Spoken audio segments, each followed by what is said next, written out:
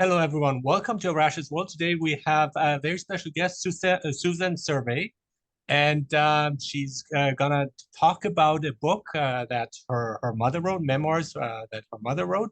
But first of all, I would like you to briefly here introduce yourself, what you have to say, and then, of course, the author of the book you're going to talk about, your mother.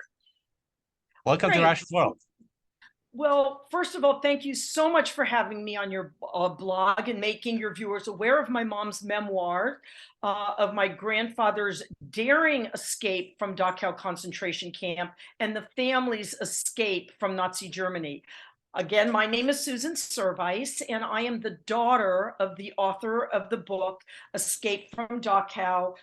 It is a true story of their survival and a daring escape from a concentration camp. So I am the mother of 3 children. I am married for 50 years and I have 5 grandchildren. I grew up in the Midwest and I now live outside of Boston. So that's Wonderful. a little bit about me. That's So wonderful. I'd like to start by talking about the fact that the Jews for many millennium were very loyal and committed, a loyal and committed part of German society. They were not only doctors, lawyers, engineers, and architects, they were business leaders and merchants, and they played a critical role and were great contributors in art, music, science, and technology. They were volunteers. My grandfather was a war hero in World War I for Germany. In fact, there is a monument in Stuttgart honoring World War I heroes. And my grandfather, who ended up in Dachau concentration camp, his name is on that memorial. Oh, wow. My grandmother and her sisters volunteered for the German Red Cross during that period. So they were very loyal members of German society. In the early 1900s, my grandfather was a very successful manufacturer. He had a great business that used technology created by Henry Ford in the United States. And he manufactured everything from housewares to hardware, car parts that were distributed throughout Germany and beyond. He made friends wherever he went. His clients loved him. And they were very successful. They were a very happy family, and they loved Germany. So in 1923, I'm going to move forward and I'll go back and forth a little bit, but in 1923, Hitler tried to overthrow the German government, as you probably know, and that failed and he was jailed. But he had created his own militia called the SA, otherwise known as the Brown Shirts, because their uniforms were brown, and that did not disappear while he was jailed. So in 1929, when the stock market crashed, Hitler got lucky because he was able to blame the Jews, saying they caused the global crisis. And, you know, the Jewish people were always an easy scapegoat for anything that went wrong in history. In fact, in the 1200s, the Jews were expelled from Germany because they were blamed for the bubonic plague. And now, sort of, why were they blamed? And decades later, with science advancements, it was shown that the reason so few Jews got the bubonic plague is, according to Jewish law, they had to wash when they woke up. They had to wash before a meal. They had to wash after a meal. They had to wash before they went to bed. So science kind of proved that that is the reason why so few Jews got the bubonic plague. This But is moving fascinating. on, Sorry, just to yeah, jump in. This is isn't that fascinating stuff. I didn't know that, but it isn't that reminds me. interesting?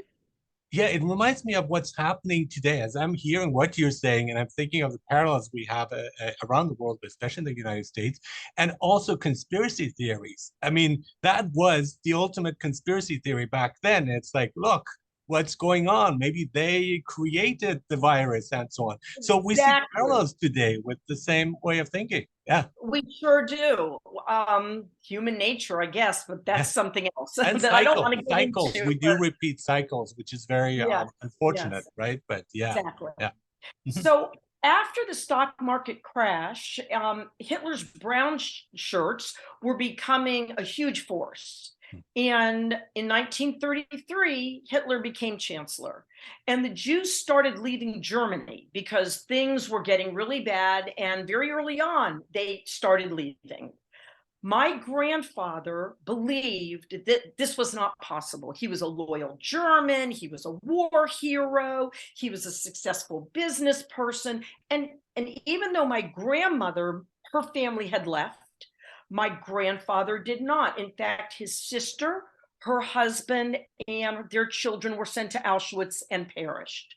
So my grandfather did not leave at this point. In 1936, my mom was expelled from her elementary school, the public school, because no Jews were allowed to go to the public schools anymore. But at that point, America and others had all of these immigrants coming in, and they started to close the doors. And in Germany, swastikas were appearing on buildings and businesses and homes. And it's kind of like you said, there are some places in the world that you still see that to this day. And even the riots in Paris that are going on right now, word has it that the Jewish community is very scared because a lot of that is starting to fester. So anyway, in 1938, they took my grandfather's business, they took his car, they took his home. Jews could no longer own property, they couldn't work, the businesses were closed.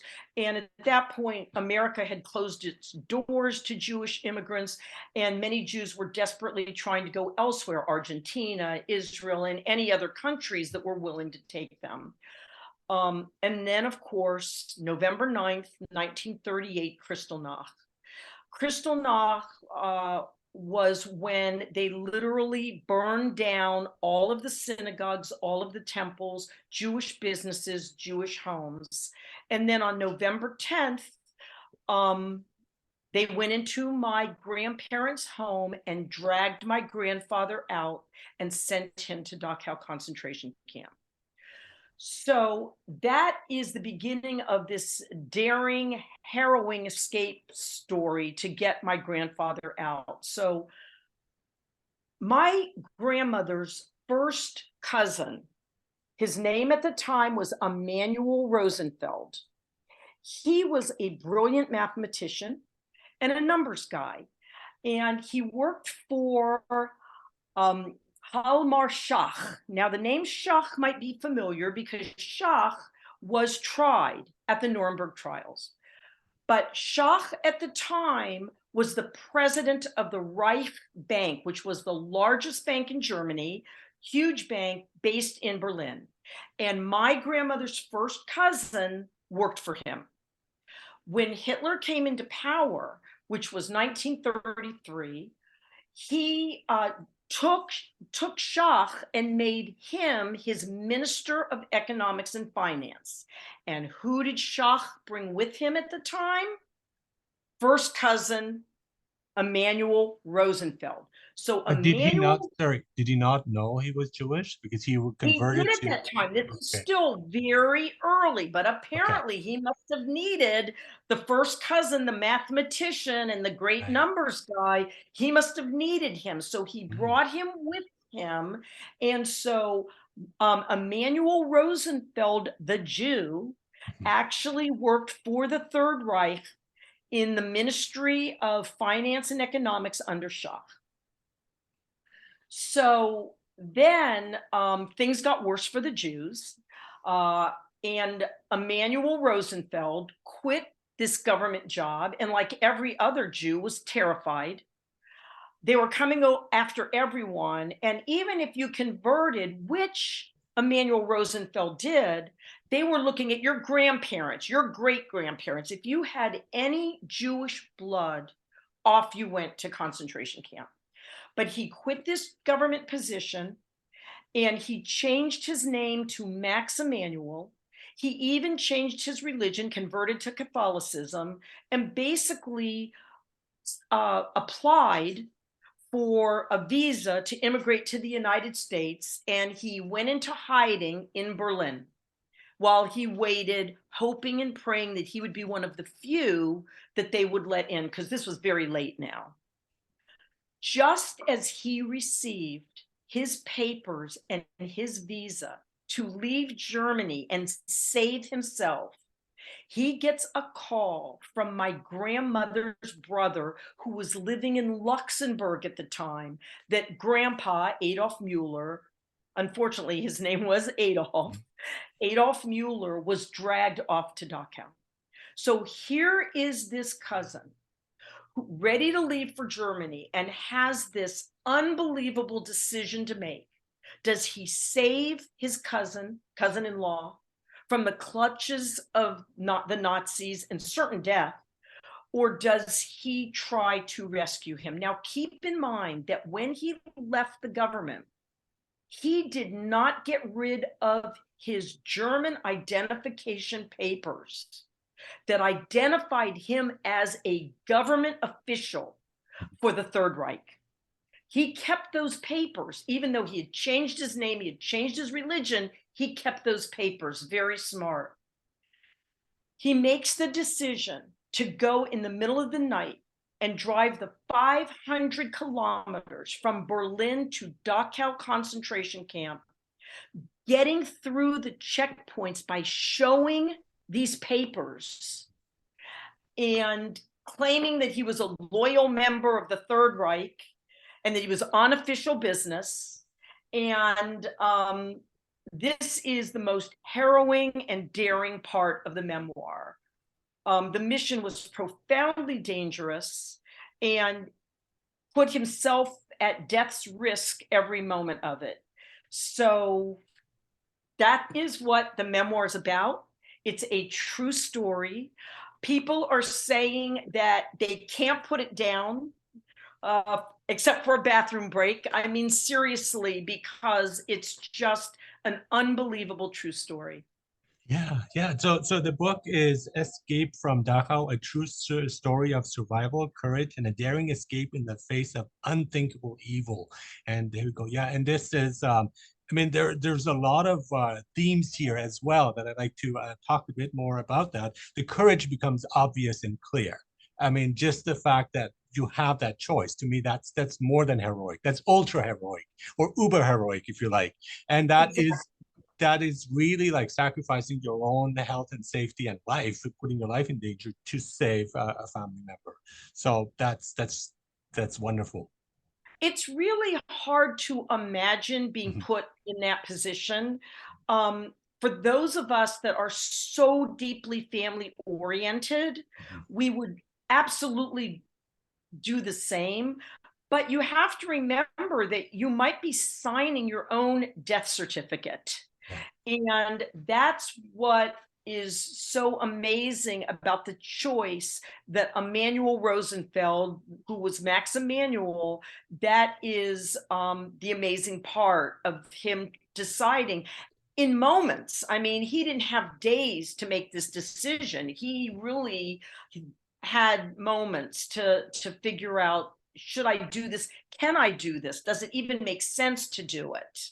But he fully decided that because he's Did, driving there for a did. long time, and it reminds me in the Bible too. When I heard the story of Abraham wanting to sacrifice his son Isaac, that he has to go up to the mountain. So there's a lot of time for reflection. So this really is Absolutely. not on the moment. It's like he fully committed himself to that, and again, that's more than commendable. Yeah. So the one good thing I want to mention is that when after my grandfather had been dragged away, my grandmother took my mom to the Catholic Church. And as you probably know, many Jewish children were saved by the Catholic Church. Now, many of those parents were never able to come back. And so the children did end up continuing in their Catholic faith. And there are stories over and over again where adults my age who get on these sites like ancestry.com or whatever learn, much to their surprise, about their Jewish ancestry and that they were German and that they were adopted and are Catholic now, but that they learn at this stage in their life what their background was. But the thing that was good about that is when my grandfather was rescued, they knew where my mother was. They were able to drive back to Stuttgart and get my mom before leaving immediately still to go to Luxembourg. And many, as I said, many Jewish children were rescued, and the head of that Sisters of St. Joseph convent, the head of that, and the father, he's mentioned in the book, his name is in the book, he eventually was taken by the Nazis and perished. And if you look him up, there's no reason given as to why this priest was executed. But you and I, and most of us, assume that they found out that he had been hiding Jewish children. Makes perfect sense. Yeah. So, but anyway, so my mom was basically saved by the Catholic Church. Yeah, one of the things I think is important to do for all of us, I would think, something that I've done. I did the ancestry DNA test to find out about my background. And to my surprise, my great grandfather was Jewish. And so he There was in Iran and he converted to Islam. And I would have never found that, but there is, again, that connection. And I think a lot of people really need to look at we have the technology now to find out and realize that we are much more interconnected than we think we are. And there are surprises when we look back, especially also looking back, perhaps people of white people who are the descendants from people of color who don't know that, So I think really important to Absolutely. take a look at that. Yeah. I think that you're right. And I think that a lot of people are doing that and are very surprised to Mhm. find out their real heritage. Yes. And that's why I said that a lot of members of the Catholic Church, they are finding out that they actually were Jewish children, that when my mom was taken to the Catholic Church, they taught her all the prayers, all the liturgy, and the Nazis would come into the Catholic convents. They would line the children up and they would question them. They would ask them to say the Hail Mary and this and that and whatever. And the children were well trained and they knew what to say. And the Nazis left them alone. And so, but again, a lot of those parents would never come back for their children. But it is true that we do have the technology today to sort of research our background and see what our history is. Yeah, this also reminds me of a documentary that was about Italians in Rome, I believe, like close to the Vatican, where they tried to help the Jewish people and they hid them in their hospitals and they created a fake disease called Syndrome K. And so when the Nazis came and they didn't want to go there because they were afraid of catching it, which was supposedly this like a very contagious and lethal disease, that think of COVID, but in fact was all fake because they wanted to save them. So the heroic efforts of many people who try, and this was a Catholic doctor as well, who was involved with this, and I find that also very fascinating that there are good people out there, and also with Germans too. And I want to talk about Germany because that's where I grew up, and I have a glimpse of a very a sense of what that feels like because I grew up there. I speak the language fluently. This was my background, but often I felt at odds because of where I come from, because I was born in a different place, I look different, and there is that of not being accepted. But the fact that you have to give up your religion, your identity, your name, change your name, all that, I find that horrendous just to try to fit in. And worse, because was born in a different country, but they have lived there all their lives and previous generations. So you are really part of that culture. And to be rejected in that way must have been horrifying, awful, devastating. Well, so my mother and my grandparents never spoke a word Mhm. about what happened to them. Mhm. When they got here, They never spoke a word about it. The German government in the 60s had established a program called Return of the Lost Citizens. This program was every city in Germany, the mayors, the head of civic affairs would send letters to former German citizens and invite them to come back to Germany, all expenses paid, and they would take them wherever they wanted to go, any city, wherever their family was, whatever. My mom got this letter every year and refused. She never said she never wanted to step foot on German soil again. But in the year 2000, my brother, my sister, and I talked her into doing this trip. She was allowed to bring one person with her.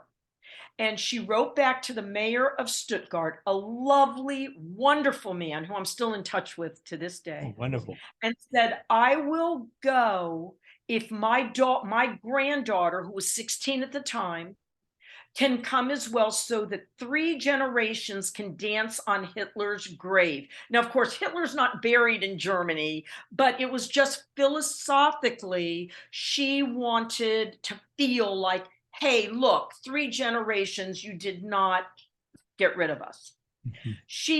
They said yes. So the 3 of us headed there, and it was an amazing trip. But the reason I bring it up is because at a number of the sessions, there were about 20 of us that were invited, that went that particular month. So it was a group of about 20, 25. The other people started opening up about what happened to their family, what happened, how they got all of that. And all of a sudden, my mom starts opening up to the head of civic affairs who was with us and the mayor of Stuttgart. And she starts opening up for the very first time. I had never heard her speak a word. And then when she got back after the trip, she wrote this memoir. Now, for reasons that I might understand, but I'm not sure, she did not want us to do anything with what she wrote until she passed. And my mom passed in 2021, and my brother, sister, and I started putting everything together and got the book published. Now I understand. I think that she did not want people to ask her questions about it. She didn't want to keep going over it and over it and over it. So she wrote it, but then did not want us to publish it or do anything with it until after she passed. So, but when you talk about, there are a lot of good people. And I do want to also mention, in Germany, everywhere where a synagogue was burned to the ground, and my grandmother witnessed that, and the book talks about it, they have either put a memorial in that spot, or they have actually rebuilt the synagogue to the exact specifications of what it was. We went to my mom's synagogue. We sat in the pew where my mom and my grandmother and my grandfather sat. And of course, there aren't any Jews in Stuttgart anymore, but it's used as a cultural center for concerts or for educational sessions on various subjects. So it was really, I mean, I was very pleased and proud to see the effort. And of course, there are bad people everywhere, and they're still bad. They're bad. But the effort that the German government made to really recognize what happened and to keep it in the forefront, I just felt, and even to this day, I feel really good about the efforts they made to do that. And in general, when experiencing trauma, the thing to do is really to open up to, which is the hardest thing to do. It's very difficult, but that's also the path toward healing. And when people open up to talk about that, and when she had that experience, and it had a cumulative effect because others responded to it, and then this beautiful memoir came together because of accepting that trip and so on. So we have like a chain reaction there towards opening up towards healing. And one of the books that most fascinated me, and philosophy and psychology that really I love and admire, is Viktor Frankl's Man's Search for Meaning. And I remember like when he's talking about these horrendous things, this unthinkable evil that you mentioned in your title, that he was seeing, and he describes them. But at the same time, he kept his humanity, he kept hope alive. And for him, I remember a part of the book, he said the toughest part was when he came out, because then he had to deal with all this trauma and everything he was going through. He wasn't on survival mode. And that when he was at his most depressed too. But then he came up with this beautiful, magnificent philosophy that is so life affirming.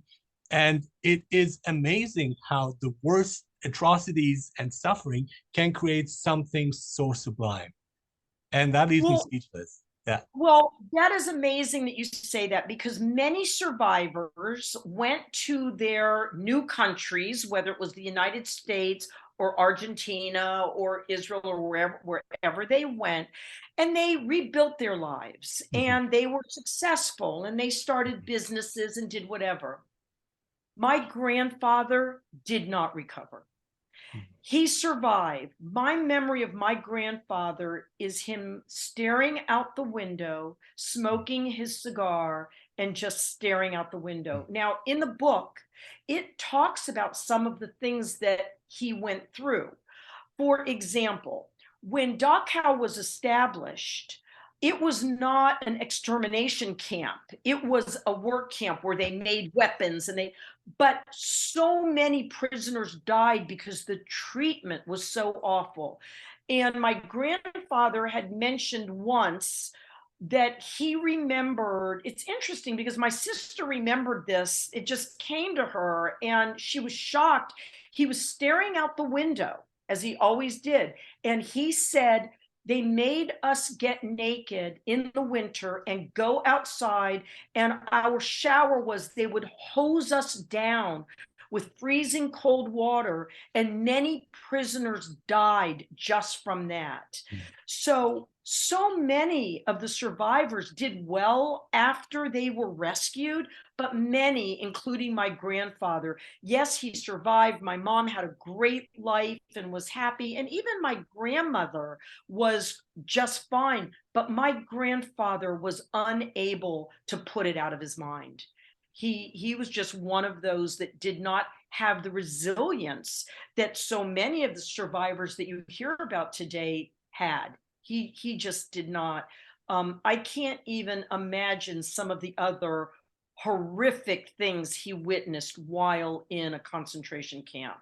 I can't, I did not see Schindler's List because it was too hard for me to go see it.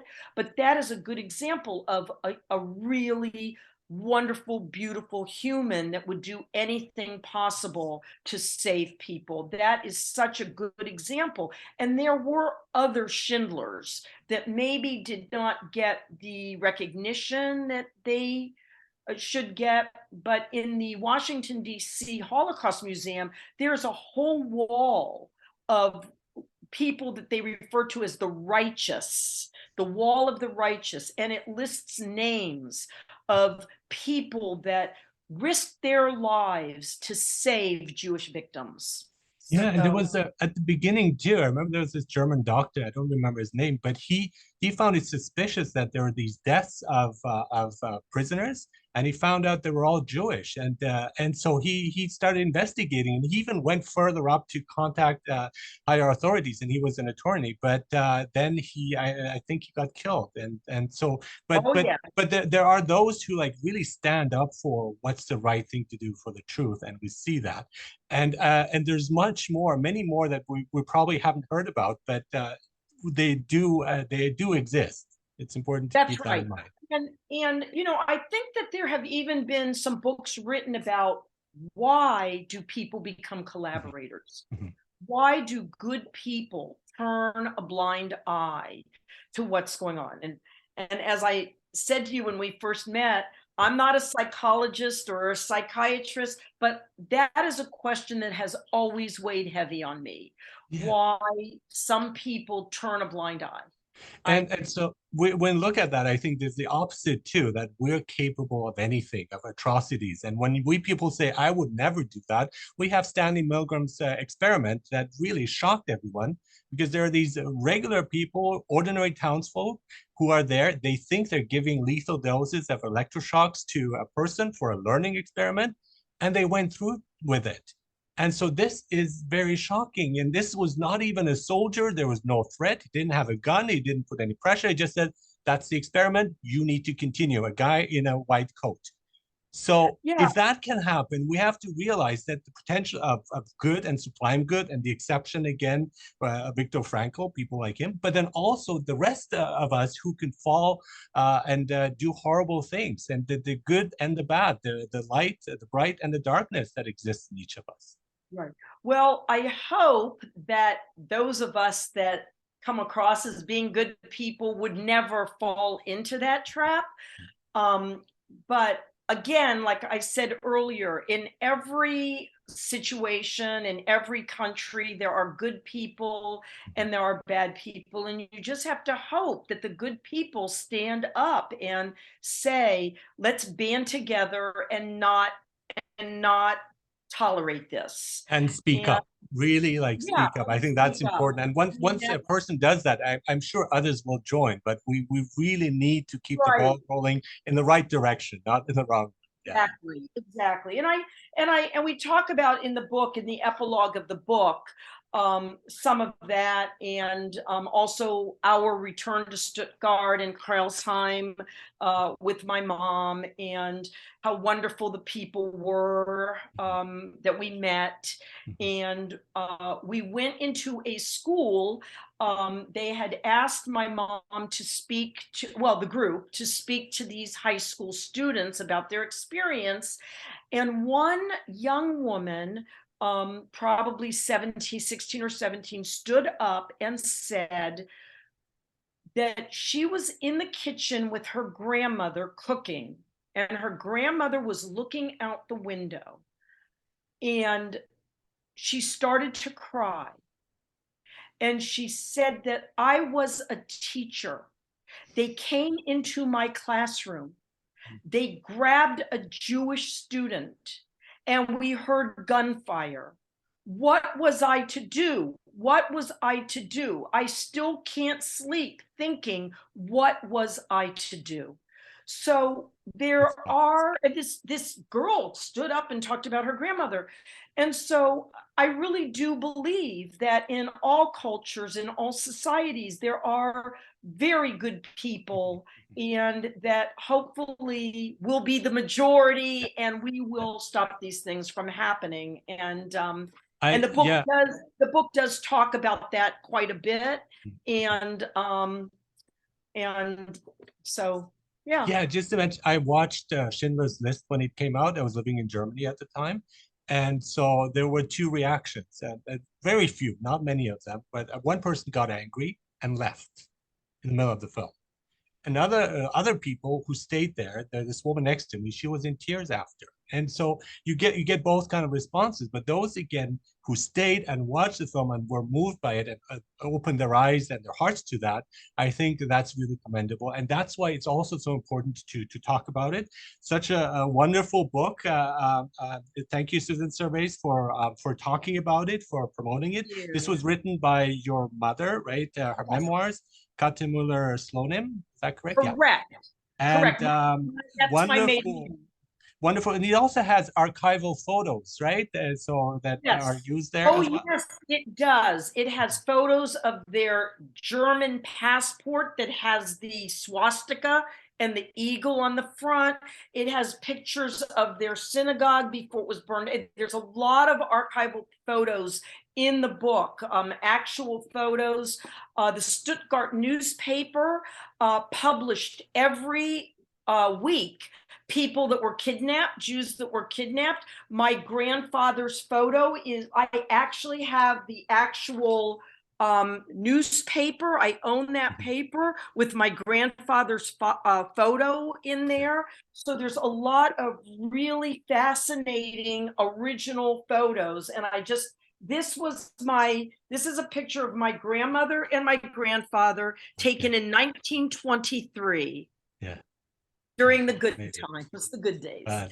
So anyway, thank you so much. I mean, I hope that everyone gets the book. It's on Amazon, and I'm, you know, the reviews about the book are just wonderful. Sounds fascinating. It's on my reading list for sure. So the book is, again, Escape from Dachau, a true story of survival, courage, and a daring escape in the face of unthinkable evil. Thank you so much, Susan Servais, for doing this, interview, for promoting it, and best of luck to you. Thank you so much. Take care. Bye, everybody.